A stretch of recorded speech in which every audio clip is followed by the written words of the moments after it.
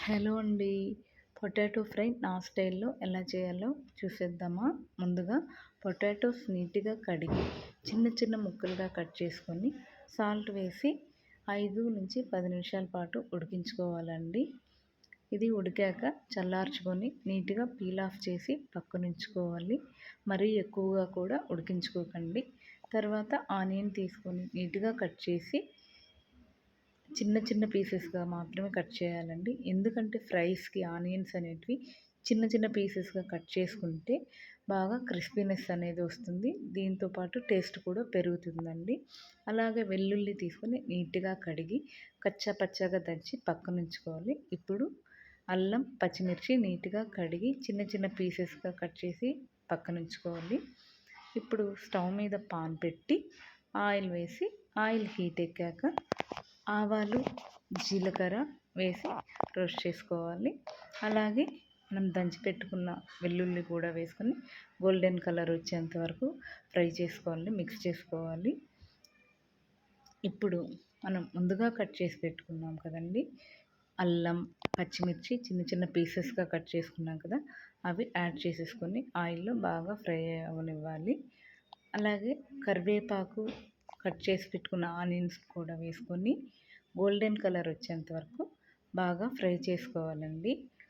అల్లం, పచ్చిమిర్చి ఎందుకు వేస్తున్నానంటే అండి, ఇలా చిన్న చిన్న ముక్కలుగా కట్ చేయడం వల్ల జనరల్లీ పిల్లలైతే విడిగా తినరు కదండి.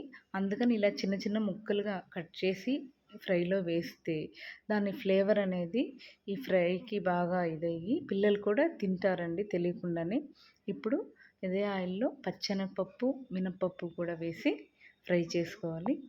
ఆనియన్స్, పచ్చిమిర్చి ఇవన్నీ కూడా మంచి అరోమా ఇస్తుందండి.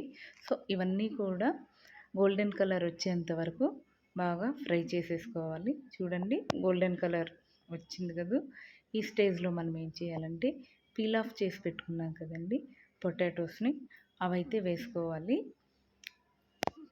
పీల్ ఆఫ్ చేసుకున్న పొటాటోస్ వేసుకున్నాక ఒక 2-3 నిమిషాల పాటు అటు ఇటు మిక్స్ చేసుకోవాలి. అలాగే దీంట్లోనే మనం సాల్ట్ యాడ్ చేసేసుకోవాలండి. రుచికి సరిపడా సాల్ట్ అయితే పొటాటోస్ వేయకముందే సాల్ట్ యాడ్ చేసేసుకోవాలి. పొటాటోస్ యాడ్ చేశాక మనం పసుపు కూడా యాడ్ చేసుకొని 2 నిమిషాల పాటు ఫ్రై చేసుకోవాలి. తర్వాత కారం కూడా రుచికి సరిపడా వేసుకొని ఒక 3 నిమిషాల పాటు బాగా ఫ్రై చేసుకోవాలండి. ఇప్పుడు ఒకసారి టేస్ట్ చూసుకొని టేస్ట్‌కి సరిపడకపోతే ఇంకొంచెం సాల్ట్ యాడ్ చేసుకొని ఒక 3 నిమిషాల పాటు ఫ్రై చేసేసుకోవాలి. ఇప్పుడు సన్నగా కట్ చేసి పెట్టుకున్న కొత్తిమీరని గార్నిష్ చేసుకుంటే ఫైనల్లీ మనకు ఎంతో రుచికరమైన